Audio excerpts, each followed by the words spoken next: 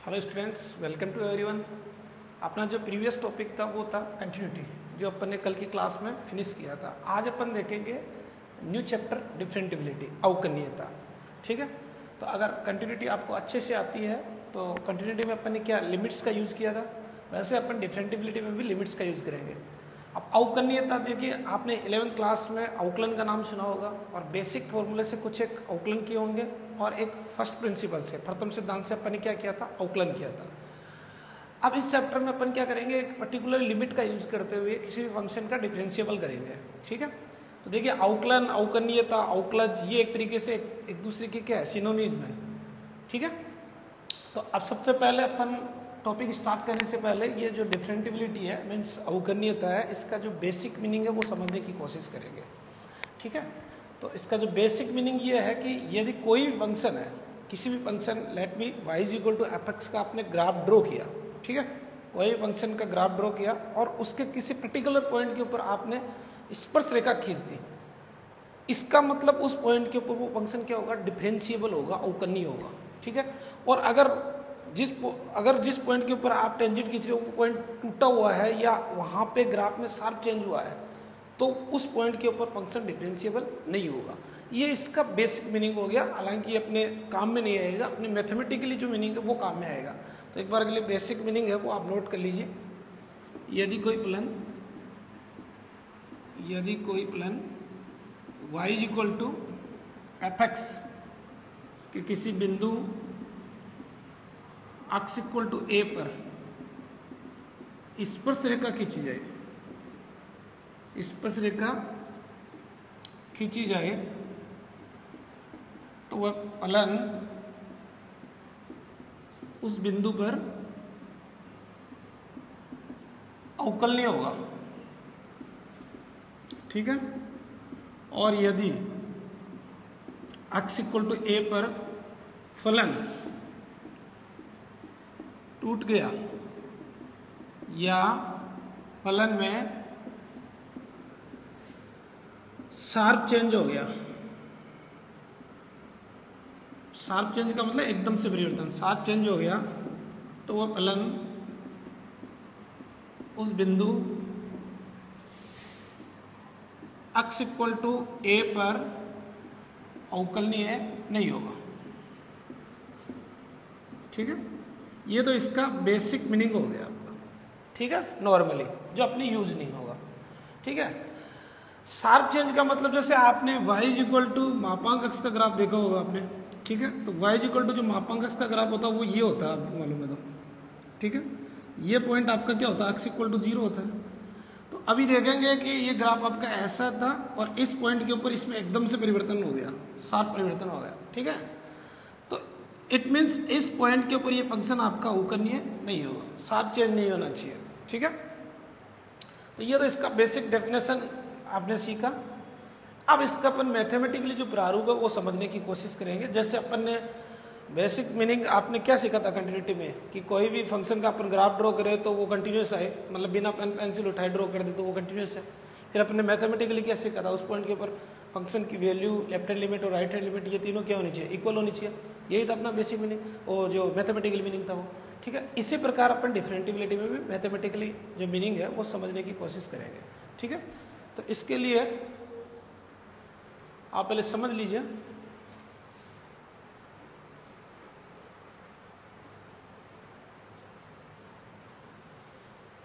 ठीक है, लेट भी आपने कोई y is equal to fx है, उसका ग्राफ ड्रॉ किया, सपोज दैट।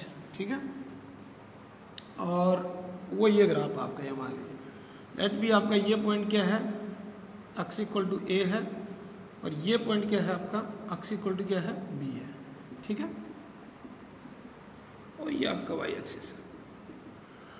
आपने क्या किया, इन दोनों पॉइंट्स को आपने क्या कर दिया, मिला दिया एक लाइन से। ठीक है, ये लाइन होगी आपकी, इस लाइन से मैंने इन दोनों पॉइंट्स को क्या कर दिया, मिला दिया। ठीक है, देखिए ये x इक्वल टू a है तो ये y कोऑर्डिनेट कितना होगा आपका, ऑब्वियसली बात है, x इक्वल टू a के ऊपर y कोऑर्डिनेट कितना हो गया आपका, f हो गया। और ये x इक्वल टू b है तो यहाँ पे जो y कोऑर्डिनेट है वो क्या हो गया आपका, fb हो गया। ठीक है, दैट मीन्स ये पॉइंट आपका हो गया a, fa और ये पॉइंट हो गया आपका B comma F B, right. ठीक है, अब देखिए ये लाइन है, अगर इन दो पॉइंट्स को मैंने ज्वाइन करा दिया तो ये क्या बन गई, एक लाइन बन गई। और लाइन की स्लॉप, ढाल, अपन ने 11th क्लास में सीखी है। किसी भी लाइन की जो ढाल होती है, प्रवणता, वो क्या होती है, m is equal to y2 minus y1 upon x2 minus x1, right. ठीक है, तो m is equal to y2 कितना आपका एफ बी, और y1 कितना आपका F A, upon x2 minus x1 कितना हो गया आपका b माइनस ए। यहाँ तक सभी को क्लियर हो गया, समझ में आ गया। ठीक है, ये इस लाइन की क्या होगी, ढाल हो गई। अब देखिए ये एक तरीके से इस लाइन की क्या है, ढाल भी है, और ये एक तरीके से एवरेज रेट चेंज भी है, मतलब फंक्शन में परिवर्तन की दर भी है ये। ठीक है, जैसे आपने औसत जो एवरेज स्पीड निकालते अपन, तो वैसे ये क्या है, एक तरीके से अपने जो एवरेज रेट भी है। ठीक है, तो इसको मैं क्या बोल सकता हूँ, एवरेज रेट इन फंक्शन। ठीक है, और वो कितनी है आपकी F B minus F A upon B minus A. जैसे आप औसत गति निकालते हो तो ऐसे कुछ करते हैं अपन। ठीक है, तो एवरेज परिवर्तन क्या हुआ फंक्शन में, वाई कोऑर्डिनेट में परिवर्तन अपॉन एक्स कोऑर्डिनेट में परिवर्तन, वही एवरेज रेट इन फंक्शन आएगा। ठीक है, अब देखिए अपन जो मेनली चीज है वो समझने की कोशिश करेंगे। इसमें जो अपना मेन पर्पज है वो है डिफरेंशिएबिलिटी कैसे चेक करेंगे। अब देखिए अगर ये आपका बी अगर अप्रोच हो जाए ए की तरफ, ठीक है, अगर मैं बी को अप्रोच करूं ए की तरफ, ये जो बी है वो अप्रोच हो सकता है ए की तरफ दो तरीके से, एक तो लेफ्ट हैंड साइड से और एक होगा आपका राइट हैंड साइड से। ठीक है, अगर मैं बी को अप्रोच करूं ए की तरफ तो आपको मालूम है ये दो तरीके से हो सकता है, एक तो बाईं ओर से और एक दाईं ओर से। बाईं ओर से अप्रोच होने का मतलब यहाँ पे एग्जिट ए पे नहीं जाता है, अपनी लिमिट में अच्छे से सीखा है, ए से पहले रुकता है, मतलब ए से वैल्यू कम होती है तो उसमें स्मॉल क्वांटिटी क्या लेस करते हैं अपन, एच। और दाईं ओर से आने का मतलब क्या होता है, ए से वैल्यू क्या होती है, ग्रेटर होती है, और ए से वैल्यू ग्रेटर होने का मतलब उसमें स्मॉल क्वांटिटी क्या ऐड करते हैं अपन, एच।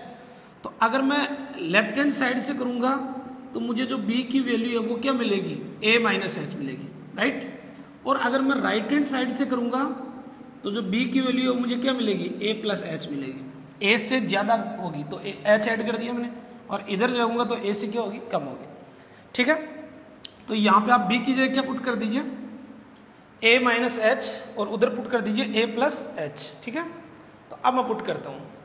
ठीक है, और अगर अपन अप्रोच कर रहे हैं तो लिमिट का यूज होगा, और एच में जाएगी तो लिमिट आपको मालूम है क्या लिखते हैं अपन, लिमिट एच टेंडिंग टू 0, और एफ यहाँ पे बी की जगह रख दिया मैंने ए माइनस एच, माइनस आगे आपका एफ ए, अपॉन बी की जगह रख दिया मैंने ए माइनस एच, और नीचे आपका माइनस ए। इधर तो ये हो गया।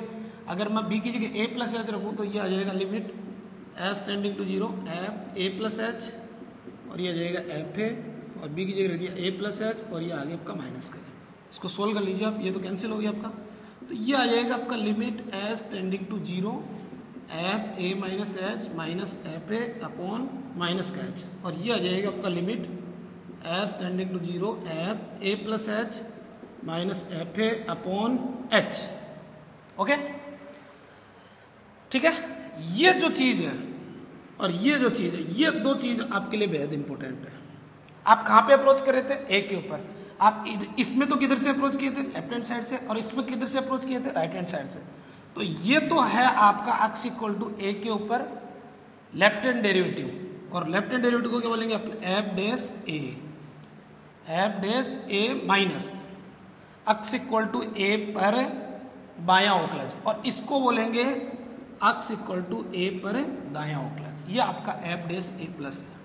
ठीक है, इसको चाहो तो आप ऐसे भी उतार सकते हैं।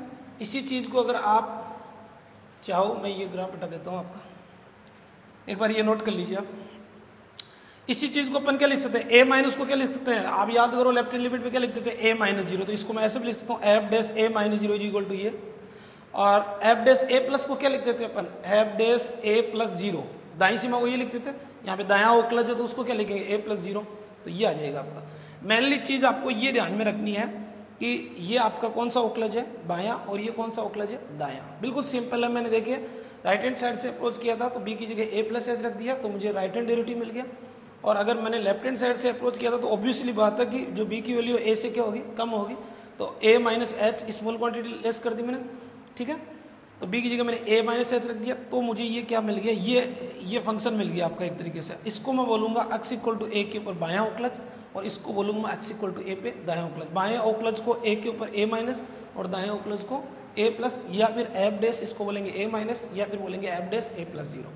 ठीक है, तो बिल्कुल सिंपली है ये। इसका जो मैथमेटिकली प्रारूप है ये आपको ज़्यादा ध्यान में नहीं रखना, मेनली आपको ये दो चीज़ ध्यान रखनी है कि ये किसी पॉइंट के ऊपर क्या है दायां अवकलज, और ये किसी पॉइंट के ऊपर क्या है बायां अवकलज। ये तो मैंने ये प्रोसेस बताइए कि आया कैसे आपके माइंड में रहे। ठीक है, तो अभी देखिए,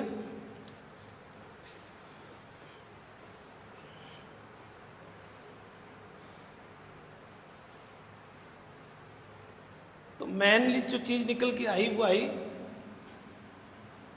y is equal to F X का किसी बिंदु x इक्वल टू ए पर अगर मैं दायां अवकलज बोलूं, क्या बोलूं, दायां अवकलज, तो दायां अवकलज को क्या बोलेंगे, या तो बोलेंगे एफ डैश ए प्लस, या बोलेंगे एफ डैश ए प्लस 0। ठीक है, तो उसको लिख दिया मैंने limit H tending to 0 F A plus H minus F A upon H. ठीक है, ये तो आपका कौन सा है, राइट हैंड डेरिवेटिव है। इसको कई बार आर एफ डैश भी बोल देते हैं, राइट हैंड डेरिवेटिव भी बोल देते हैं। ठीक है, और x इक्वल टू ए पर जो बायां अवकलज है वो क्या आएगा, x इक्वल टू ए पर बायां अवकलज वो क्या आएगा, एफ डैश, इसको a माइनस बोल दो या a माइनस 0 बोल दो, और लिमिट h टेंडिंग टू 0। आप h की जगह माइनस h कर दो बस, केवल एफ देखो a h की जगह माइनस h लिख दिया, बाकी सिमिलर, और ये h की जगह माइनस h लिख दिया। ये आपका x इक्वल टू ए पे क्या है, बायां अवकलज है। ठीक है, आएगा से मैंने ये समझा दिया, मेनली आपको ये ध्यान में रखने हैं। ठीक है, अब जैसे आप कंटिन्यूटी में क्या चेक करते थे, किसी भी पॉइंट के ऊपर कोई फंक्शन कंटिन्यूस कब होता था, जब फंक्शन की वैल्यू उस पॉइंट के ऊपर राइट हैंड लिमिट और लेफ्ट हैंड लिमिट तीनों क्या होनी चाहिए थे, इक्वल। वैसे ही किसी भी पॉइंट के ऊपर कोई फंक्शन डिफरेंशिएबल कैसे हो, कब होगा, अवकलनीय कब होगा, अवकलनीय तब होगा यदि कोई फलन x इक्वल टू ए पर अवकलनीय है। क्या है, अवकलनीय है। ये तभी पॉसिबल है जब ये राइट हैंड डेरिवेटिव, देखो राइट हैंड डेरिवेटिव का मतलब क्या हुआ, दायां अवकलज, और लेफ्ट हैंड डेरिवेटिव मतलब बायां अवकलज। किस पॉइंट के ऊपर, a प्लस 0 का मतलब दायां, और a माइनस 0 का मतलब क्या है, बायां। वही लिमिट वाली बात है, डैश का मतलब अवकलज है। ठीक है, तो ये दोनों बराबर होने चाहिए, साथ में इनकी वैल्यू आपको क्या मिलनी चाहिए, फाइनाइट मिलनी चाहिए, मतलब विद्यमान होनी चाहिए। ये मेन चीज है आपकी, कि किसी भी पॉइंट के ऊपर आप डिफरेंशियबिलिटी चेक करें। जैसे कंटिन्यूटी चेक करने का मेथड क्या था, वही right hand limit, left hand limit और फंक्शन की वैल्यू। वैसे डिफरेंशियबिलिटी चेक करने का जो मेन है वो क्या है, डिफरेंशियबिलिटी चेक करने का मेन यही है कि आप उस पॉइंट के ऊपर बायां अवकलज निकाल लीजिए, दायां अवकलज निकाल लीजिए। ठीक है, अगर वो दोनों विद्यमान होने से क्या मतलब है, कोई भी आपको अनडिटरमाइंड फॉर्म नहीं मिलनी चाहिए, अनिर्धारित रूप नहीं मिलना चाहिए, जैसे इन्फिनिटिव 0/0। ठीक है, ऐसे कुछ आपको इन्फिनिटिव, ये आपको फॉर्मेशन नहीं मिलना चाहिए। जैसे आप लिमिट में जानते हो अनिर्धारित रूप क्या होता है, कोई वैलिड वैल्यू मिलनी चाहिए। ये दोनों बराबर होने चाहिए, और साथ में वैल्यू क्या मिलनी चाहिए, फाइनाइट। तब तो ये इस पॉइंट के ऊपर क्या है, अवकलनीय है, अदरवाइज ये अवकलनीय नहीं होगा। ठीक है, अब बायां अवकलज और दायां अवकलज कैसे निकालते हैं ये मैंने समझा दिया। ये तो आपका क्या है, किसी पॉइंट के ऊपर, ये तो क्या है, ये तो क्या है आपका बायां अवकलज, और ये किसी पॉइंट के ऊपर क्या है, दायां अवकलज है। ये निकाल लीजिए और बाकी चेक हो जाएगा आपका। ठीक है, आगे समझ में, उतार ले इसको।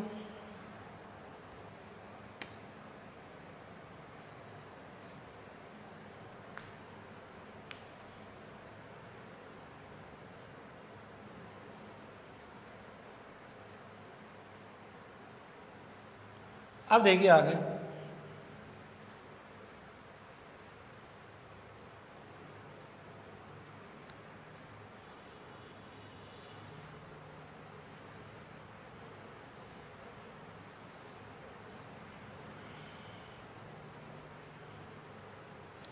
अब देखिए अपन जो रिलेशन देखेंगे डिफरेंटिबिलिटी और कंटिन्यूटी के अंदर। कंटिन्यूटी अपन ने पढ़ा, सातत्य, और अब अवकलनीयता में क्या रिलेशन होता है।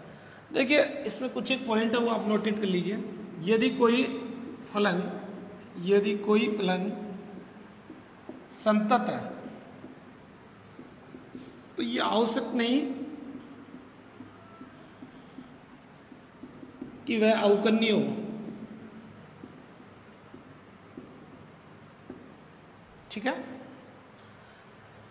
कोई भी फंक्शन अगर कंटिन्यूअस है, संतत है, तो ये आवश्यक नहीं कि वो अवकलनीय है। देखिए कोई फंक्शन अगर संतत है तो आपको उसकी डिफरेंशियबिलिटी चेक करनी पड़ेगी। कुछ फंक्शन ऐसे होते हैं जो संतत भी होते हैं और अवकलनीय भी होते हैं, लेकिन कुछ फंक्शन ऐसे भी होते हैं संतत होते हैं लेकिन अवकलनीय नहीं होते हैं। करेक्ट, पहला पॉइंट आपको क्लियर हो गया होगा। सेकेंड पॉइंट आप लिख लीजिए, यदि कोई फलन अवकलनीय है, यदि कोई फलन अवकलनीय है तो वह संतत अवश्य होगा। यदि कोई फंक्शन कंटिन्यूअस है तो ये मस्ट है कि वो क्या कोई भी फंक्शन डिफरेंशिएबल है तो ये मस्ट है कि वो क्या होगा, कंटिन्यूअस होगा। ठीक है, तो कोई भी फलन अवकलनीय है तो वह क्या होगा, आपका संतत जरूर होगा। देखिए कोई फंक्शन आपको बोल दिया कि ये फंक्शन है वो क्या है, डिफरेंशिएबल है, तो इसकी आपको कंटिन्यूटी चेक करने की जरूरत नहीं है क्योंकि वो ऑलरेडी क्या है, कंटिन्यूटी है, कंटिन्यूअस है। ठीक है, ये 2 पॉइंट आप नोटेट कर लीजिए। इसके बाद में अपन क्वेश्चंस पे जाएंगे।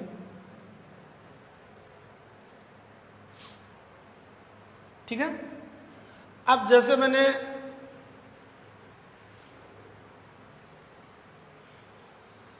ये तो हो गया किसी पॉइंट के ऊपर, किसी पर्टिकुलर पॉइंट के ऊपर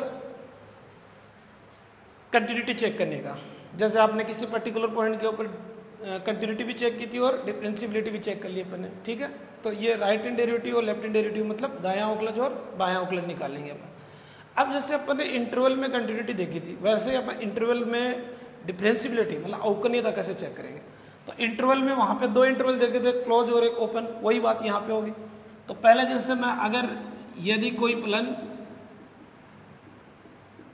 f(x) विवर्त अंतराल AB, विवर्त का मतलब ओपन इंटरवल, विवर्त अंतराल AB में अवकलनीय है, उतार लीजिए इसको, विवर्त अंतराल AB में अवकलनीय है तो अंतराल AB के प्रत्येक बिंदु पर अवकलनीय होगा।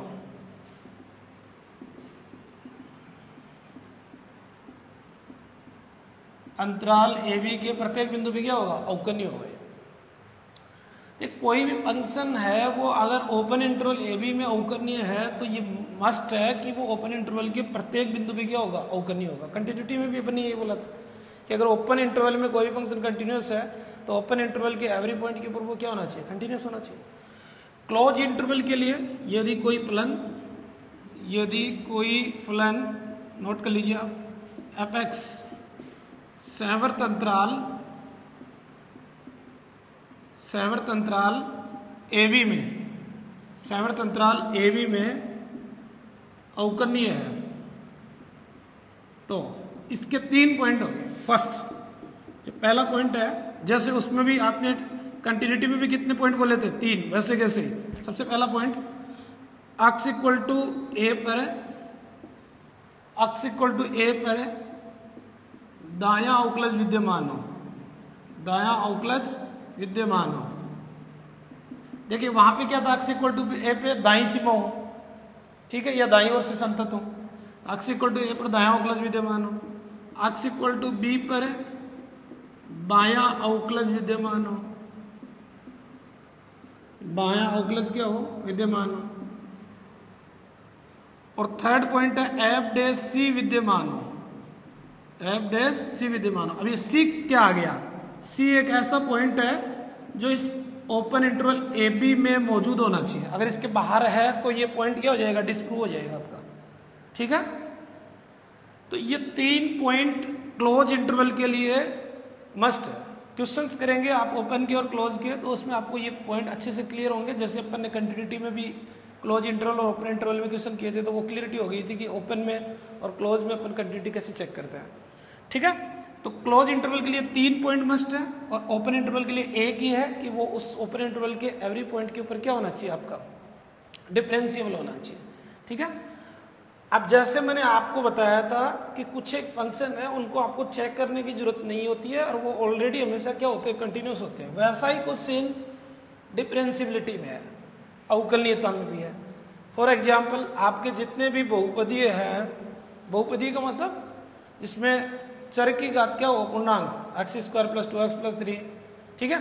तो जितने भी बहुपदीय चर घातांकीय है, एक्सपोनेंशियल फंक्शन e की पावर x ये भी है, और चर फलन, अचर फलन f(x) = c या f(x) = 5 और आपका जो भी कांस्टेंट है फंक्शन, वो सारे के सारे क्या होते हैं, ऑलवेज डिफरेंशिएबल, हमेशा डिफरेंशिएबल होते हैं वो। तो लिख लीजिए सभी बहुपदीय फलन, सभी बहुपदीय फलन, चर घातांकीय फलन,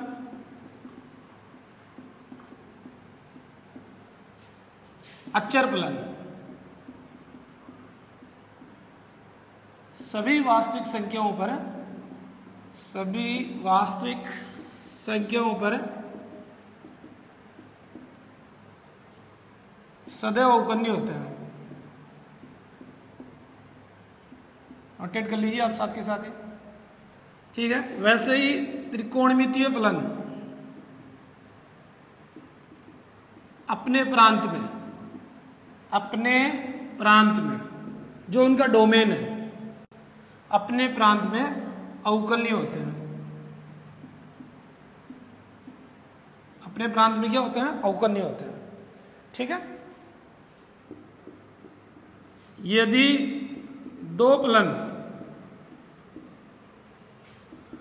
f(x) और g(x) अवकलनीय है, दो से ज्यादा भी, तो इनका योग f(x) प्लस g(x), इनका माइनस, इनका गुणा और इनका भाग, ठीक है, इनका भाग, ये आपके हमेशा क्या होंगे, अवकलनीय होंगे। चेक करने की अलग अलग जरूरत नहीं है अपने को। और इनका संयुक्त, इनका संयुक्त, इन दोनों का संयुक्त तो आप पढ़ेंगे फर्स्ट एक्सरसाइज में, एफओजी बोलते हैं, अभी जानते नहीं हो आप इसको। तो उनका संयुक्त भी, इन दोनों का संयुक्त भी क्या होता है, अवकलनीय होता है, ठीक है। तो ये नोटेट कर लीजिए आप। ये आपकी डिफरेंशियबिलिटी की जो थ्योरी थी वो अपन ने पूरी क्लियर कर ली। आप इसके ऊपर अपन क्वेश्चंस करेंगे। तो मैं एक बार थ्योरी को पहले 2 मिनट के लिए रिमाइंड कर दूं। अपन ने मेनली चीज क्या देखा था शॉर्ट में, कि किसी भी पॉइंट के ऊपर, एक तो आपने देखा था पॉइंट पर डिफरेंटिबिलिटी चेक करना, एक आपने देखा था इंटरवल में डिफरेंटिबिलिटी चेक करना, और एक आपने कुछ स्पेशल नोट्स मतलब पॉइंट्स लिखे थे। पॉइंट पे डिफरेंटिबिलिटी, जैसे x = a पर कोई भी फंक्शन f(x) की आपको डिफरेंटिबिलिटी चेक करनी है, तो आप राइट हैंड डेरिवेटिव मतलब f' a + 0 और लेफ्ट हैंड डेरिवेटिव मतलब f' a - 0। Left hand derivative का मतलब इस बिंदु के ऊपर बायां अवकलज, इस बिंदु के ऊपर दायां अवकलज। इसका फॉर्मूला क्या बताया था मैंने, limit s tending to 0 f a + h minus f a upon h, और इसका फॉर्मूला मैंने क्या बताया था, limit s tending to 0 f a, h की जगह -h रख दीजिए आप, ठीक है। ये आपके अगर दोनों इक्वल है और साथ में इनकी वैल्यू क्या मिलनी चाहिए आपको, फाइनाइट, तो इस पॉइंट के ऊपर ये क्या है, डिफरेंशिएबल है, अदरवाइज डिफरेंशिएबल नहीं है। इंटरवल में मैंने आपको क्या बताया था, इंटरवल में मैंने बताया था 2 तरीके के इंटरवल, एक तो ओपन और एक क्लोज। तो ओपन में तो सिंपल है कि इसके एवरी पॉइंट के ऊपर क्या होना चाहिए, डिफरेंशिएबल होना चाहिए, ठीक है। तो जैसे आपको 4,6 के ऊपर चेक करा रहा है और 5 को अगर फंक्शन में मेंशन कर रहा है, तो आप 5 के ऊपर डिफरेंशिएबिलिटी चेक कर लीजिए, ठीक है। अब क्लोज में मैंने कितने पॉइंट बताए थे, 3, फर्स्ट, सेकंड और थर्ड। फर्स्ट में तो क्या बताया था, इस पॉइंट के ऊपर क्या होना चाहिए, दायां अवकलज विद्यमान होना चाहिए, इस पॉइंट के ऊपर क्या होना चाहिए, बायां अवकलज विद्यमान होना चाहिए, और ये क्या था, एक f' विद्यमान होना चाहिए, जहां पे ये c है वो वेरी करेगा ओपन इंटरवल ए बी में, ठीक है। ये आपके क्लोज इंटरवल के हो गए पॉइंट्स। मैंने आपको ये अभी थोड़ी देर पहले जस्ट 2-3 मिनट पहले बताया है कि बहुपदीय है, चर घातांकीय है, अचर फलन है, त्रिकोणमितीय फलन है, ये सभी फलन अवकलनीय होते हैं। त्रिकोणमितीय फलन होते हैं वो अपने प्रांत में अवकलनीय होते हैं, ठीक है। और 2 फंक्शन या 2 से अधिक फंक्शन अगर अवकलनीय है तो उनका जोड़, बाकी गुणा, भाग और संयुक्त फलन ये भी क्या होते हैं, हमेशा अवकलनीय होते हैं, ठीक है। तो ये आपको अच्छे से समझ में आ गया होगा। 1-2 पॉइंट मैंने और ये बताया था कि अगर कोई भी फंक्शन कंटिन्यूअस है तो इसका मतलब ये कहता ही नहीं है कि वो अवकलनीय भी होगा, आपको डिफरेंशियबिलिटी चेक करनी पड़ेगी। लेकिन इसका अपोजिट सही है, अगर अवकलनीय है तो ये मस्ट है कि वो संतत होगा, चेक करने की जरूरत नहीं है वहाँ पे, ठीक है। तो ये अपन ने जो बेसिक जो सार है इस चैप्टर का डिफरेंशियबिलिटी का वो सीखा आपने। इसमें दो चीज़ें इंपॉर्टेंट है, पॉइंट के ऊपर और इंटरवल के ऊपर आपको डिफरेंशियबिलिटी चेक करने आनी चाहिए। अब इसके ऊपर आप क्वेश्चंस करेंगे, तो जैसे आपने कंटिन्यूटी में किसी भी पॉइंट के ऊपर डिफरेंशियबिलिटी चेक की थी और किसी इंटरवल में कंटिन्यूटी चेक की थी, उसी प्रकार अपन इस एक्सरसाइज में किसी पॉइंट के ऊपर डिफरेंशियबिलिटी चेक करेंगे और किसी पॉइंट के ऊपर कंटिन्यूटी चेक करेंगे। करेक्ट, ठीक है। बाकी अपन इसके ऊपर टाइम हो गया अभी, इसके ऊपर जो क्वेश्चंस है वो अपन देखेंगे कल की क्लास में। ठीक है, धन्यवाद।